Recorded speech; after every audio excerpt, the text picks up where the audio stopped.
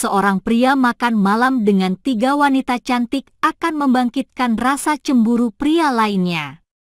Meski Suhan tidak pernah berbicara dengan kakak beradik Lu, mereka mendapat kesempatan untuk saling mengenal dengan duduk mengelilingi hotpot hari ini. Ini adalah kemajuan yang besar dalam hubungan mereka karena Suhan dan kakak beradik Lu bukan orang yang ramah. Suhan tidak ramah dengan semua orang sementara kakak beradik Lu dingin dengan semua orang kecuali Hao-Ren.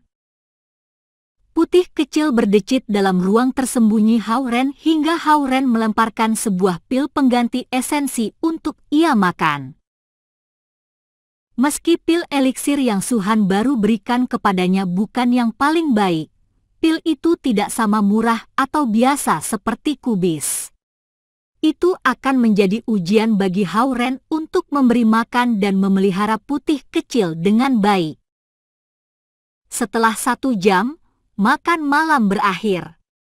Jelas, Lu Linlin dan Lu Lili belum pernah makan hotpot sebelumnya. Dan kelihatannya, begitu juga Suhan. Menurut jaringan intelijenku, Lautan Barat mulai memperoleh kemenangan di Lautan Timur. Tidak masalah kau menjinakkan seekor siluman iblis, tetapi kau harus berusaha lebih keras di kultivasimu, Suhan menasihatinya sebelum pergi. Mengerti? Hao-Ren mengangguk. Jika kau punya pertanyaan lain, cari dan temui aku, kata Suhan dengan dingin padanya sebelum pergi. Melihat punggung Suhan, Lu Linlin cemberut. Gongzi, biarkan kami pulang dengan Anda. Aku perlu berkultivasi di tempat yang tenang. Kalian sebaiknya kembali ke tempat kalian. Hao-Ren menolak permintaan mereka, memikirkan arti tersembunyi dari perkataan Suhan. Melihat wajahnya yang serius, kedua kakak beradik tidak lagi mengganggunya. Mereka tinggal di tempat Lu Qing, jadi mereka memiliki pemahaman umum mengenai keadaan Lautan Timur. Namun, mereka tidak ingin ikut campur selama Hao-Ren aman. Mereka agak menikmati kehidupan sekolah yang damai yang mereka miliki sekarang.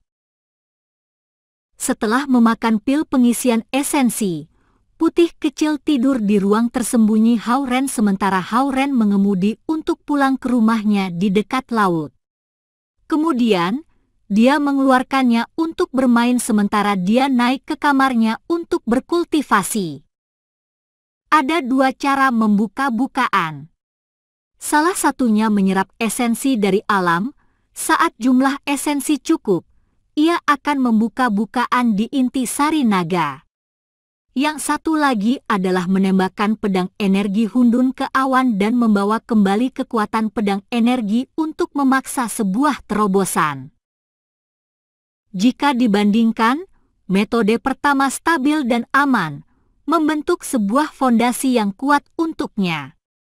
Yang kedua dapat meningkatkan kekuatannya dengan besar dalam waktu singkat, tetapi dia akan berada dalam bahaya jika kilatan petir surgawi tidak sengaja terpicu. Setelah mempertimbangkan baik-baik, Hao-Ren memutuskan untuk tidak menggunakan metode kultivasi petir dari gulungan pedang cahaya pemecah bayangan sampai dia telah mencapai level Zen. Setelah memakan sebuah pil pengisian esensi, Putih kecil lebih ceria saat dilepaskan dari ruang tersembunyi. Dia berlari-lari dalam bentuk singa salju aslinya dalam ruang tamu yang luas. TRR. Ponsel Hao-Ren di meja samping tempat tidur bergetar. Dia mengangkatnya dan melihat nomor Zhao Hongyu di layar. Halo, Bibi. Kami keluar dari Istana Naga hari ini. Kami ada di pantai dan dapat mengantarmu kembali ke pusat kota, kata Zhao Hongyu melalui telepon. Oke. Ingin bertanya mengenai Zhao Kuo. Dia langsung memanggil Putih kecil dan meletakkannya dalam kalung sebelum berjalan ke pinggir laut. Zhao Guang dan keluarganya menunggu dirinya di batu dekat laut. Bagaimana paman ketiga? Tanya Hao Ren begitu dia mendekati mereka. Kita akan membicarakannya setelah kita sampai ke rumah. Zhao Guang melambai kepadanya. Zhao Hongyu dan Zhao Yanzi keduanya terlihat muram, dan hati Hao Ren menjadi sedih melihat ini. Mobil Chevrolet hitam diparkirkan tidak jauh dari laut. Bagaimana segalanya berjalan untukmu? Saat mereka masuk ke mobil, Zhao Hongyu bertanya pada Hao Ren. Baik-baik saja, jawab Hao Ren. Sebenarnya, dia mengkhawatirkan Zhao Kuo beberapa hari terakhir ini, tetapi dia tidak ingin mengganggu mereka dengan kembali ke Istana Naga karena dia tahu mereka sibuk menangani situasi tersebut. Kami sibuk mengurus masalah internal dan lupa mengirimkan pengawal untukmu. Senang mengetahui kamu baik-baik saja. Zhao Hongyu mengangguk dengan puas. Zhao Yanzi terus diam, menatap keluar jendela. Mobil itu bergerak cepat dan tidak lama sampai di rumah. Mereka memasuki rumah dan duduk di sofa di ruang tamu. Zhao Yanzi terlihat pucat. Meski dia tidak pergi ke sekolah beberapa hari terakhir ini, dia jelas kelelahan setelah merawat paman ketiganya di Istana Naga. Kami mengumumkan pada dunia luar bahwa Zhao Kuo telah berhasil melewati penderitaan surgawi. Dalam beberapa hari terakhir, aku harus menjadi tuan rumah upacara perayaan sementara membuat rencana dengan para tetua inti. Itu sebabnya kami tidak menghubungimu, kata Zhao Guang. Di satu sisi, mereka harus mengumpulkan para tetua untuk mendiskusikan dan membuat strategi. Di sisi lain, mereka harus merayakan sementara Zhao Kuo sedang memulihkan diri dari cederanya yang serius. Hao Ren tahu mereka lelah baik emosional maupun secara fisik. Zhao Kuo muncul di upacara perayaan sebagai seorang pemenang, dan semuanya berpikir dia telah berhasil melewati penderitaan surgawi. Hanya jenderal-jenderal yang paling setia, para tentara, dan tetua inti yang tahu kebenarannya, termasuk kau, Zhao Guang melanjutkan. Dia berkata belak-belakan dengan informasi ini, menganggap Hao Ren sebagai salah satu anggota inti Lautan Timur. Hao Ren mengangguk dengan bersungguh-sungguh, memahami situasi yang suram ini. Setelah upacara perayaan, tubuh Zhao Kuo pulih. Dia memutuskan untuk meninggalkan Istana Naga dan berkultivasi sementara melakukan perjalanan, kata Zhao Hongyu. Kultivasi sambil melakukan perjalanan. Setelah memikirkan sesaat, Hao Ren berkata, di satu sisi, dia bisa perlahan-lahan memperoleh kembali kekuatannya. Di sisi lain, orang akan berpikir dia mengadakan perjalanan karena dia memasuki alam naga surgawi. Apa aku benar? Bagus. Kau memiliki pemikiran yang jernih. Zhao Hongyu melihat Hao Ren dengan penghargaan. Zhao Kuo memutuskan memulai kembali kultivasinya. Dia ingin melakukan perjalanan kembali ke tempat-tempat yang pernah dia datangi. Mendengar perkataannya, Hao Ren lebih menghargai Zhao Kuo. Dia telah kehilangan kekuatan kultivasi yang telah dia kumpulkan selama 200 tahun terakhir. Harapannya selama 200 tahun terakhir dihancurkan dalam satu malam. Pria lain mungkin akan hancur kehilangan kepercayaan diri.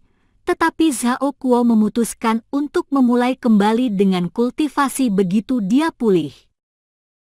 Ini membuktikan pernyataan bahwa kau harus jatuh dahulu sebelum bisa maju. Bukan hal yang buruk bagi paman ketiga Zi, kata Zhao Guang. Hao Ren mengangguk membayangkan adegan saat Zhao Kuo meninggalkan Istana Naga. Dia bertanya-tanya apa yang tetua Xingyue pikirkan ketika dia melihat Zhao Kuo saat dia berangkat pergi. Selain Zhao Kuo, kami memiliki hal lain yang perlu dibicarakan denganmu hari ini. Melihat pada Hao Ren, Zhao Guang tiba-tiba berkata. Oh, apa itu? Hao Ren melihat kepadanya. Zhao Yanzi juga duduk lebih tegak di sebelahnya. Keberhasilan Zhao Kuo pada penderitaan surgawi adalah kejadian besar di antara 4 lautan. Jadi 4 klan naga lautan memutuskan untuk membuka istana 9 naga. Untuk merayakannya dan mendorong generasi muda untuk berkultivasi lebih giat, Zhao Guang berkata. Melihat kebingungan Hao Ren, Zhao Guang menerangkan, Istana 9 Naga adalah istana naga di zaman prasejarah dan tempat kelahiran 4 klan naga lautan. Istana 9 Naga berada di bawah manajemen bersama 4 lautan. Istana itu mengambang di ruang hampa dan hanya muncul saat semua 4 klan naga lautan mengaktifasi susunan formasi bersama-sama. Sebuah tempat suci di ruang hampa. Hao Ren merasa terkejut. Zhao Guang melanjutkan, Istana 9 Naga diaktifasi setiap 50 tahun sekali. Baru 30 tahun berlalu sejak pembukaan terakhir, tetapi kami memutuskan untuk membuat pengecualian kali ini untuk merayakan keberhasilan Zhao Kuo dengan penderitaan surgawi. Apa ini diusulkan oleh Lautan Barat? Tanya Hao Ren. Ya. Zhao Guang mengangguk. Lautan Barat sangat licik. Mereka mengusulkan untuk membuka Istana 9 Naga, sebuah kuil leluhur dari 4 klan naga lautan untuk merayakan kesuksesan paman ketiga melewati penderitaan surgawi.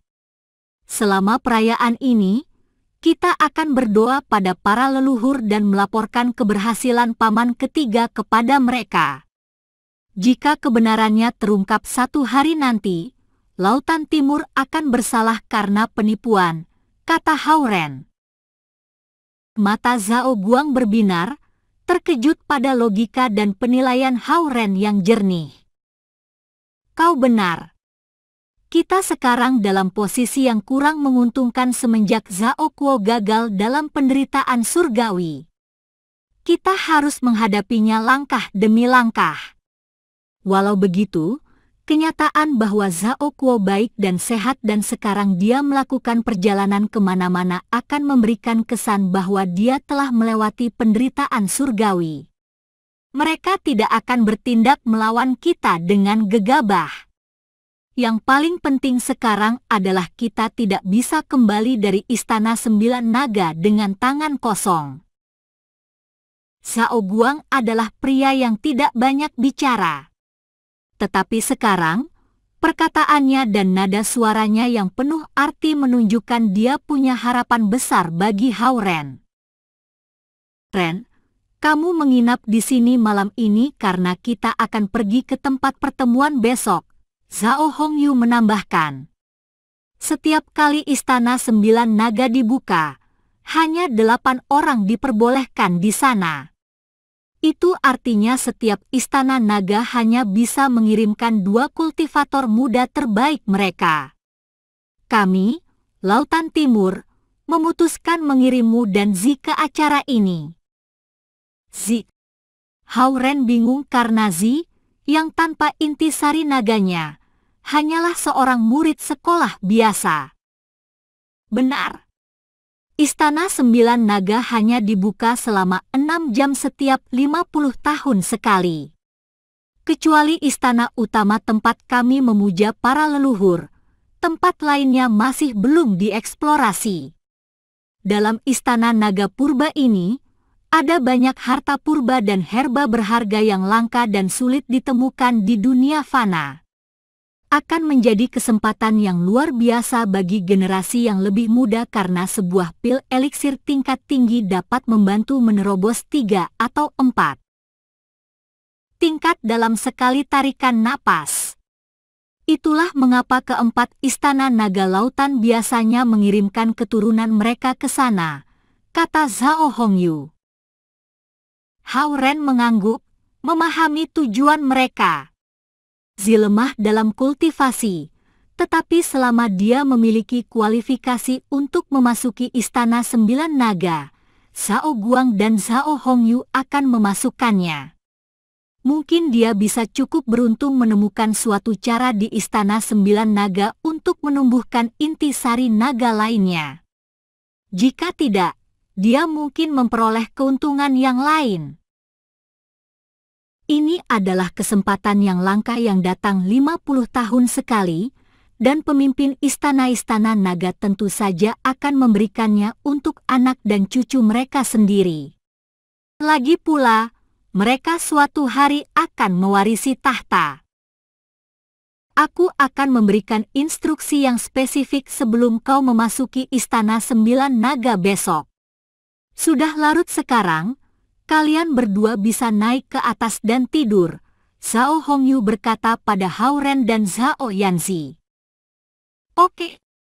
Hao Ren melihat kembali kepada Zhao Yanzi sebelum berdiri dari sofa. Zhao Yanzi mendengus seolah-olah dia tidak senang karena harus berpasangan dengan Hao Ren.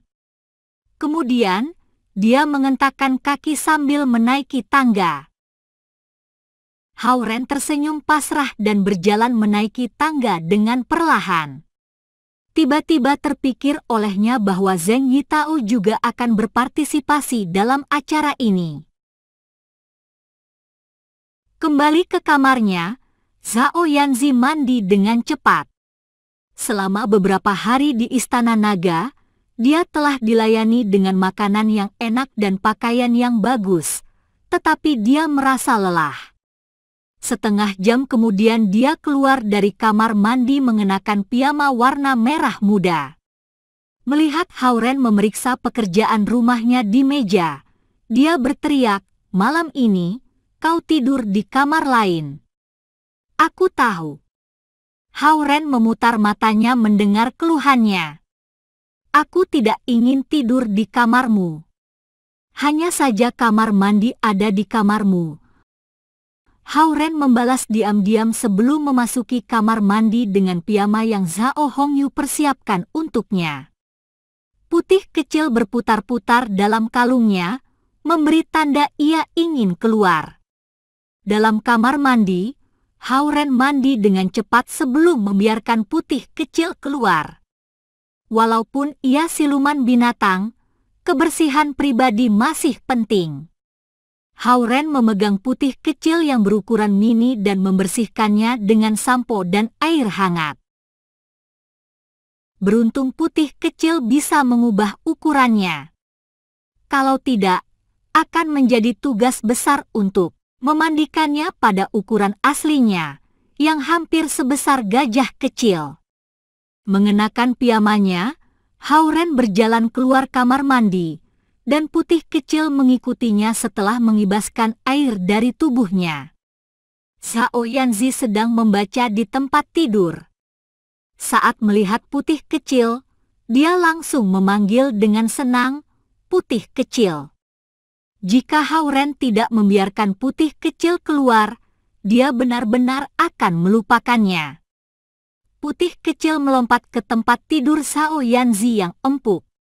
Setelah mandi, bulu panjangnya yang seputih salju beraroma sampo.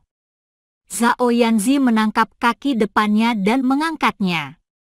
Putih kecil mendengkur dengan senang, kelihatannya menikmati perhatiannya. Putih kecil bisa tinggal di sini. Kau bisa pergi dan tidur di kamarmu sekarang. Dia berbalik untuk melihat Hao Ren dan memerintahnya. Hao Ren memberinya pandangan mencela dan mengabaikannya. Berjalan ke pintu dia memanggil, "Putih kecil." Putih kecil berusaha untuk keluar dari tangan Zhao Yanzi dan melompat turun dari tempat tidur untuk mengikuti Hao Ren. "Kau?" Berbaring dalam selimut, Zhao Yanzi memelototinya. Jelas, Putih kecil setia pada Hao Ren dan tidak akan mengkhianati dirinya karena perhatian Zhao Yanzi. Aku akan tidur di kamar sebelah, tetapi aku bisa membiarkan putih kecil menemanimu, kata Hao Ren di pintu. Zhao Yanzi cemberut. Putih kecil, tinggal dengan Zi. Hao Ren menunjuk pada Zhao Yanzi. Putih kecil berhenti dan mengerti perintahnya. Ia berjalan kembali ke arah Zhao Yanzi. Dengan babak pertempuran untuk otoritas ini, Hao Ren menunjukkan kepada Zhao Yanzi bahwa putih kecil adalah hewan peliharaan pribadinya, dan dia perlu bersikap baik padanya jika dia ingin meminjam putih kecil darinya. Zhao Yanzi menggertakkan giginya, tetapi dia tidak bisa menolak putih kecil yang manis. Dia membuka tangannya dan membiarkan putih kecil melompat ke dalam tangannya. Putih kecil berubah lebih besar. Menepuk badannya dengan perlahan, Zhao Yanzi menggerakkan tangannya untuk menunjukkan maksudnya. Karena sangat pintar, putih kecil memahaminya. Dia memutar dan langsung berubah menjadi singa salju yang gemuk. Haha. Senang, Zhao Yanzi meraihnya dan mengalungkan tangannya mengelilingi leher versi besar dari putih kecil. Dia biasa memeluk mainan besar berbulu saat dia tidur. Badan putih kecil yang besar empuk dan berbulu lembut memberinya kesenangan yang besar. Dengan mata hitam besar dan kepribadian yang tenang, dia tidak bisa melihat sedikit pun tanda siluman binatang level bin dalam diri putih kecil. Hao Ren melihatnya dengan pasrah. Dia keluar dari kamar Zhao Yanzi dan menutup pintu di belakangnya. Putih kecil, kau tidur di sebelah sini. Beri telapak kakimu dan aku akan mengelusnya. Di luar koridor, Hao Ren mendengar Zhao Yanzi bermain dengan putih kecil di tempat tidurnya. Di kamar sebelah, Hao Ren menghabiskan beberapa saat untuk melakukan kultivasi sebelum pergi tidur. Ren, bangun sekarang.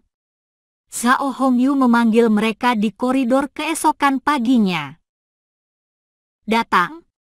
Zhao Yanzi yang tidur dengan putih kecil di tangannya berlari dari kamarnya. Mengenakan piyamanya. Putih kecil mengguncangkan kepalanya dan juga berlari keluar dari kamar. Melakukan kultivasi bahkan dalam tidurnya, Hao Ren langsung bangun setelah mendengar panggilan itu. Dia juga segera berjalan keluar dari kamarnya. Ada 2 jubah tau untuk kalian berdua kenakan.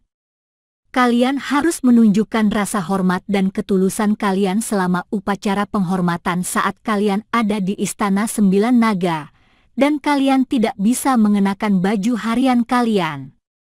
Zhao Hongyu menyerahkan sebuah jubah untuk mereka masing-masing. Mereka kembali ke kamar mereka masing-masing untuk mengganti baju.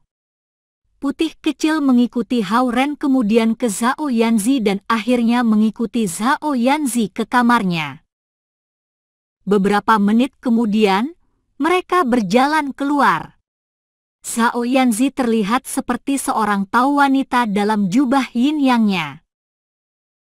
Ini pertama kalinya Hao Ren mengenakan jubah seperti itu, dan dia terlihat seperti seorang tau muda bodoh yang baru masuk dunia nyata. Hanya 1 jam lagi menuju waktu pertemuan yang ditentukan, dan kita harus pergi sekarang. Hari ini, kau membutuhkan banyak energi, dan makan pagi biasa tidak cukup. Membuka telapak tangannya, Zhao Hongyu memperlihatkan 2 pil pengisian esensi. Ini 2 pil pengisian esensi. Kalian masing-masing makan 1. Mencium bau pil eliksir, putih kecil menaikkan kepalanya dan melihat dengan mata besarnya yang tanpa dosa. Oke, kau dapat 1 juga. Zhao Hongyu mengeluarkan 1 pil lagi. Hao Ren dan Zhao Yanzi masing-masing mengambil satu pil dan menelannya. Begitu juga Putih Kecil. Ini pertama kalinya Hao Ren memakan pil eliksir. Dia merasakan gelombang hangat naik dari perutnya dan menyebar di anggota badannya. Dengan rasa hangat di seluruh tubuhnya, dia merasakan sensasi nyaman yang tidak bisa dijelaskan. Intisari naga dalam dantiannya sedikit bergetar seolah-olah berada di ujung terobosan. Oke, kita harus pergi sekarang, Ren. Simpan siluman binatangmu. Melihat pancaran sehat bersinar di wajah mereka, Zhao Hongyu tahu pil-pil itu telah diserap. Oke. Hao Ren memanggil Putih Kecil, dan ia segera mengecil menjadi versi kecil sebelum melompat ke dalam ruang tersembunyi. Ruang tersembunyi itu sebenarnya adalah gabungan susunan formasi yang rumit yang dipenuhi oleh esensi alam dan tempat yang lebih nyaman bagi Putih Kecil. Namun, dia ingin sering keluar karena ia penasaran dan dunia luar menggodanya. Setelah membawa Hao Ren dan Zhao Yanzi ke balkon, Zhao Hongyu melambaikan tangannya, membuka sebuah gulungan gambar, dan meminta mereka berdiri di atasnya. Ayahmu sibuk, jadi aku memberitahukan kepadanya untuk tidak pergi bersama kita. Saat kau keluar dari Istana Sembilan Naga, ayahmu dan aku akan ada di sana untuk menjemputmu, kata Zhao Hongyu sambil mengarahkan gulungan gambar untuk naik perlahan-lahan. Zhao Yanzi mengangguk dan melihat ke bawah pada benda itu. Wah, ini lukisan sungai Gunung Qiankun. Sudah lama sekali sejak terakhir kali digunakan. Kali ini kita harus ke surga kelima, dan harta dharma biasa tidak bisa terbang di sana.